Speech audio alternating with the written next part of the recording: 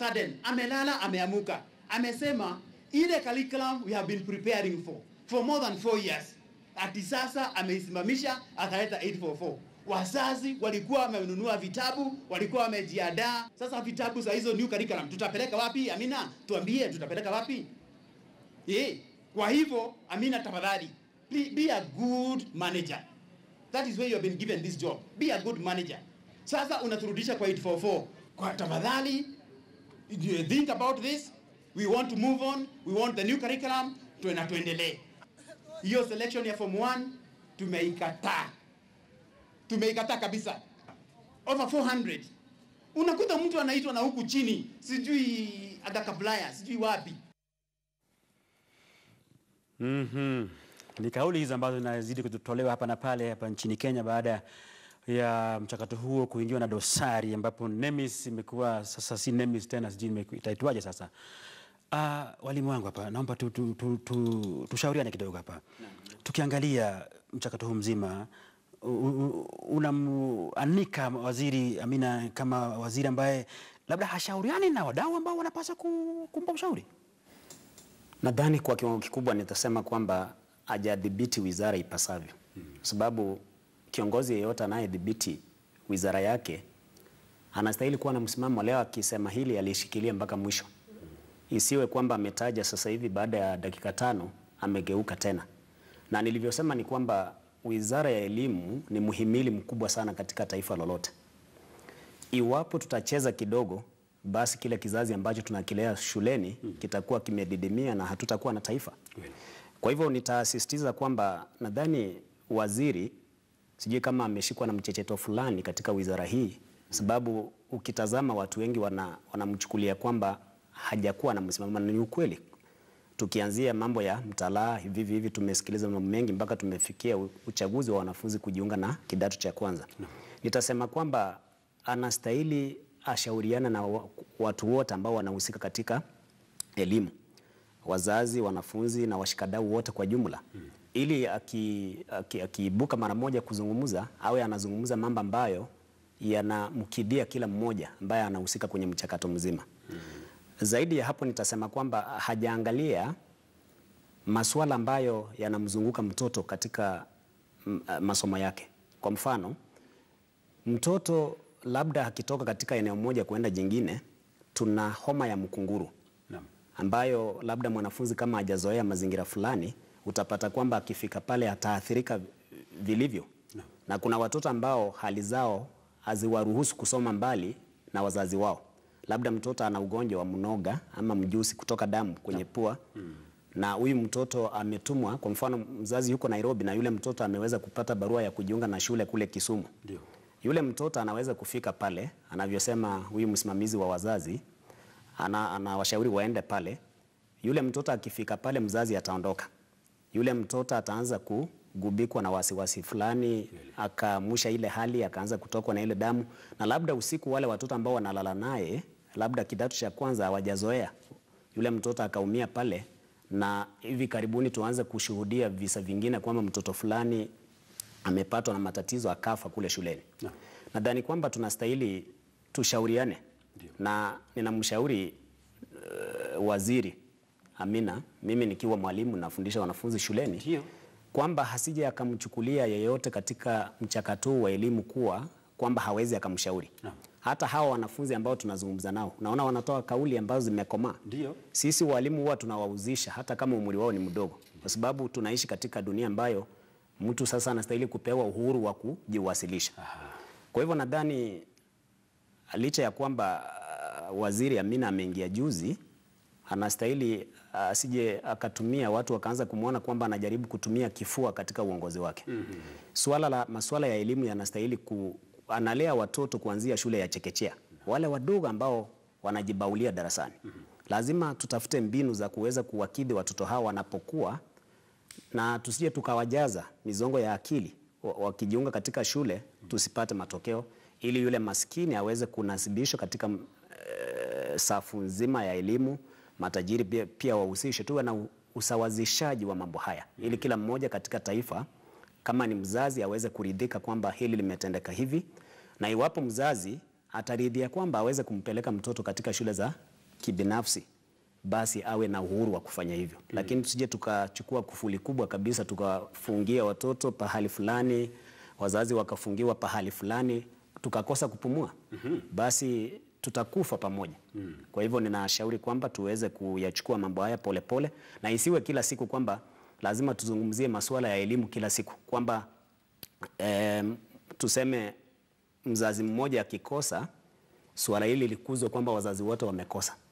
Mtoto mmoja akikosa, swala hili liweze kukuzwa eti ni watoto wote wamekosa. Mwalimu mmoja akifanya kosa, ati wote ati samaki mmoja akioza wote wameoza. Sivyo. Tukichukua mambo katika safu nzima hivi, basi tutakuwa tunaharibu.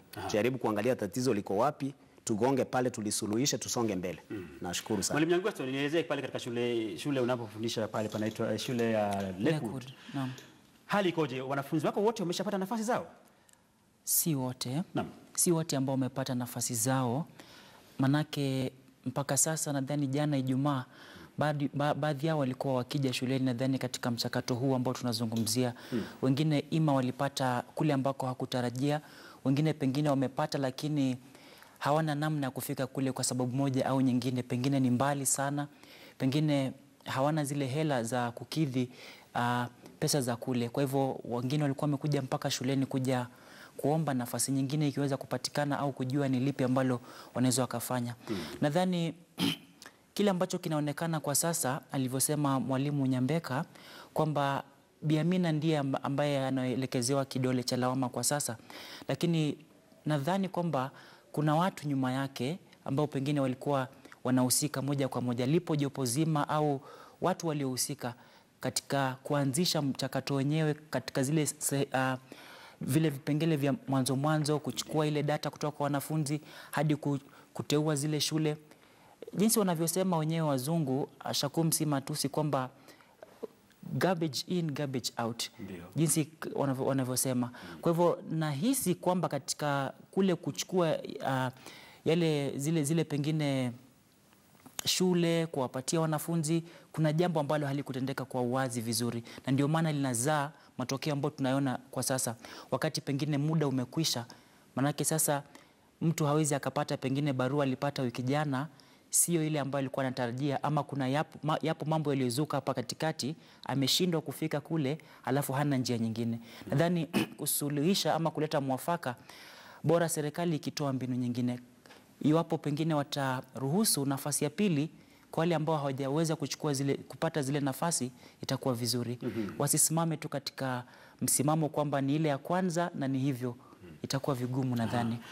Naja kwako hapo Eldoret, ndugu Maiyo, kama unanipata, tuelezee kwamba wazazi hasa wanalilia nini? Nakupata Bwana Otieno. Ni mambo kama matatu. Kwanza ni yule mzazi ambaye hawezi kuweka mtoto yake kwa shule ambaye aliitwa na hajiwezi. Pili ni mtoto ambaye ameitwa mbali na kwao na shule ambaye ameitiwa ni day school. Alafu tatu ni wale wanafunzi ambao hawajapata nafasi kwa mashule, hawajaitwa na walipita. Hiyo ndio wazazi wengi wanalilia. Sisi tukiwa viongozi wao tumesikia malilio yao na jana na leo asubuhi tumekuwa tukiangalia hayo mambo na tulisikia wazazi wakilia kila kona ya nchi kwa maredio. Saa 7 mimi mwenyewe nikatoa taarifa kwa serikali kuhusu malilio yao au wazazi wetu, na tulishauriana na Wizara ya Elimu. Baada ya kushauriana, sasa naona mambo imeenda nafuu, na yale masuala ambayo tulikuwa nayo tukiwa wazazi, naona sasa itasuluhishwa na Wizara ya Elimu. Kwa hivyo ndugu Maiyo, unaniambia kwamba kuanzia leo basi hapo Jumatatu basi mzazi ambaye hajaridhika na shule ambayo mtoto wake aliitwa anaweza kaenda labda Pangani Girls akapata barua akapewa bila kupitia Wizara ya Elimu ilivyokuwa kanuni katika ni lazima Bwana Otieno,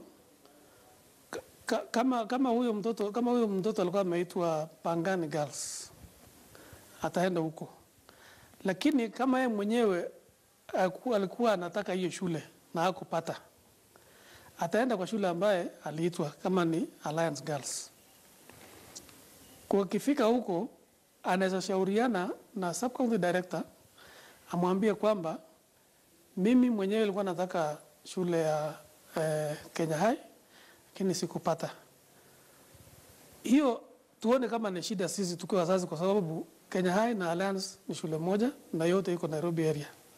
Shida ambayo tunasema tukiwa wazazi, ambao sasa wanasema ni yule mtoto ameitwa mbali, yule Malindi ameitwa Kisumu, Kisumu ameitwa day school, na mtoto ni ya 15 years, I mean 13 years. So akifika kule itakuwa ni changamoto kwa mzazi aone kwamba huyo mtoto amesoma. Hiyo ndio tumeshauriana na wizara, na wamesema kwamba huyo mtoto aende kwa sub county director, mzazi ampeleke aongee na sub county director, amwambie hiyo shida, na hiyo shida itasuluhishwa. Okay, ndugu Maio, sasa hivi nikizungumza ni kwamba baadhi ya wazazi wameshafanya ile inaitwa shopping, wakanunua kila kitu kinachostahili. Ananunua shingo upande, manake hajaridhia kumpeleka mtoto yule katika ile shule, lakini sasa kwa sababu wizara inatumia labda niseme ubavu ama uongozi wa kimabavu kwamba lazima mfanye tulivyosema. Wazazi hao walifanya shopping tayari, wafanye nini sasa? Anaambiwa kwamba aende huko. Mambo kama hayo kama unasikia wewe baba.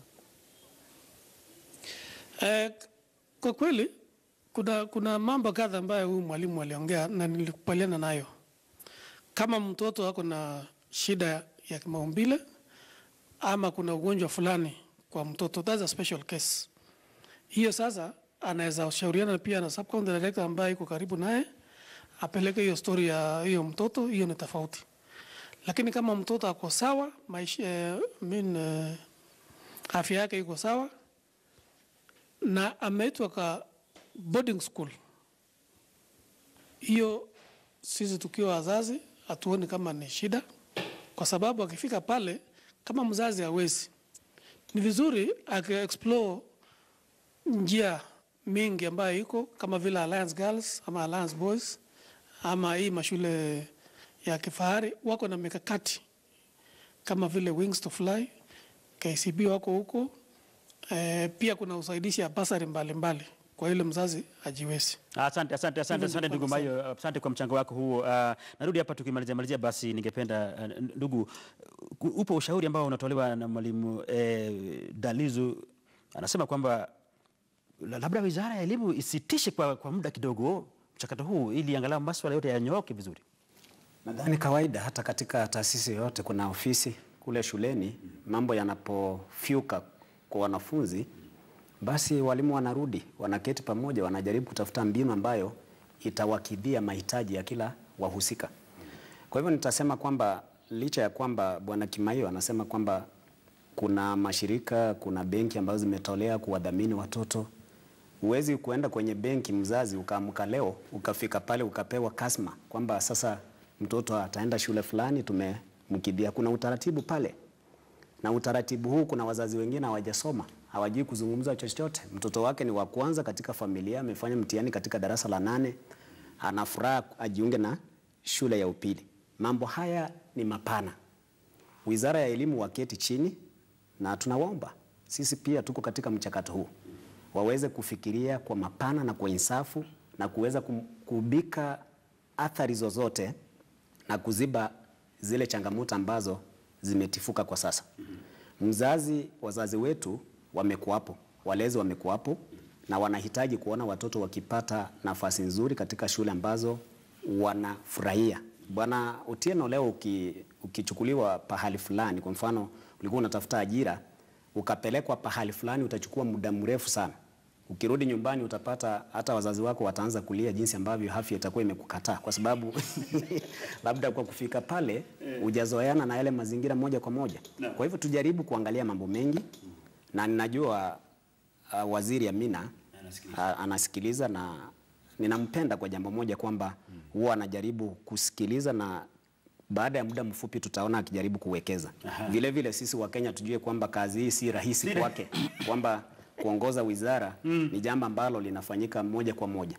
tujue kwamba pia anakumbana na changamoto nyingi. Anasukumwa huku na natu, mambo ya delocalization na mambo kama haya, mambo mengi tu. Naam, tujaribu zile tume za kuajiri walimu zishirikiane naye waweze kuwa katika jopo moja na wajaribu kufanya na kusawazisha mambo hili tusije tukawa na changamoto katika wizara ambayo ni muhimu sana. Labda kumalizia Mwalimu Nyangweso. Kitambo tulikuwa na utaratibu kwamba kikosi cha kwanza kikishapata nafasi zao katika kidato cha kwanza kuna ule uteuzi wa pili tena, second selection. Sijui wakati huu mambo yamekuwa namna gani? Labda utashauri kwamba turudi katika ule mchakato wa kitambo kwamba watu waende katika second selection. Zamani, na mtakubaliana nami kwamba zile siku unapokea barua yako mara ya kwanza, moja kwa moja kama ulikuwa umejipanga vizuri, unapata nafasi unaingia. Lakini katika siku hizo pia kulikuwepo na zile changamoto, pengine wengine wanapokea zile barua lakini kwa sababu moja au nyingine wanakosa kuingia katika zile shule. Ndio maana ikaleta hilo jambo la second selection.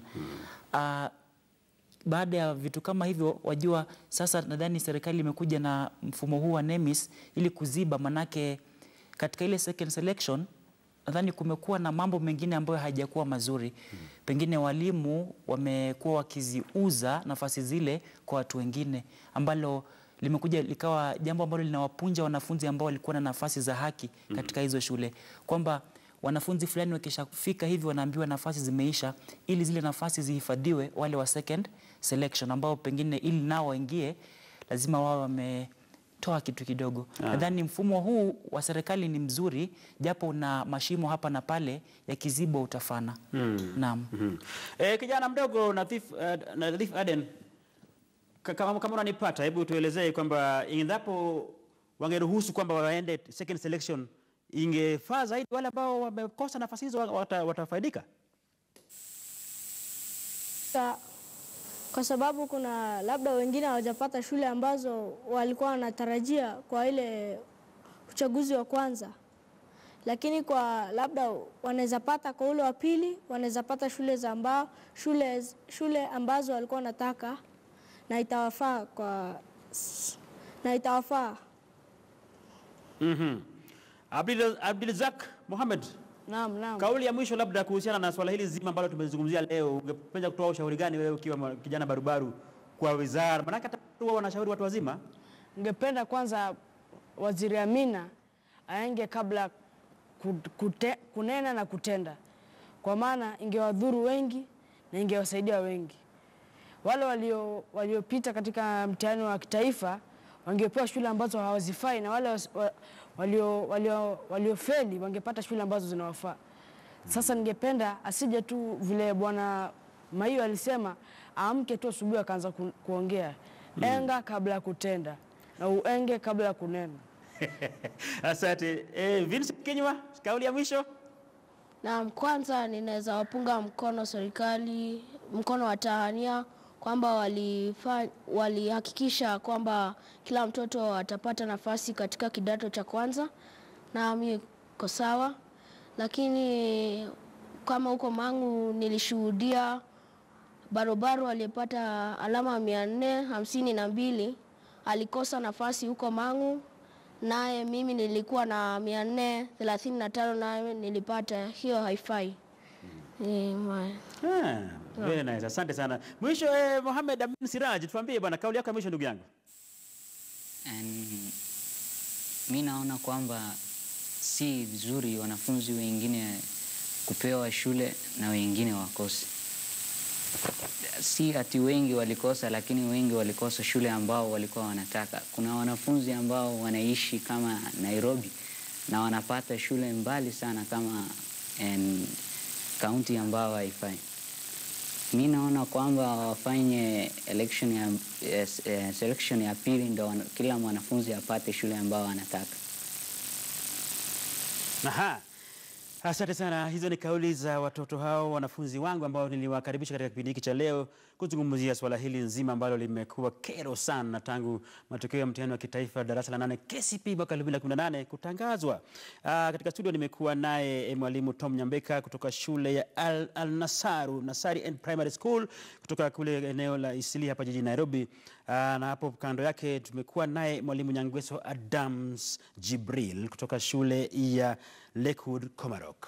Nawashukuru sana kwa michango yenu, na vile vile tumekuwa naye kiongozi wa wazazi pale Bwana Nicholas Maiyo ambaye tulikuwa tunaongea naye akiwa kule Eldoret, na tunashukuru sana kwa mchango wako ndugu yangu, na bila kusahau wanafunzi wangu hawa kutoka shule hizi mbili, shule ya Lakewood Academy na shule ya Al-Nasaru Nursery and Primary School kutoka pale eneo la Isili.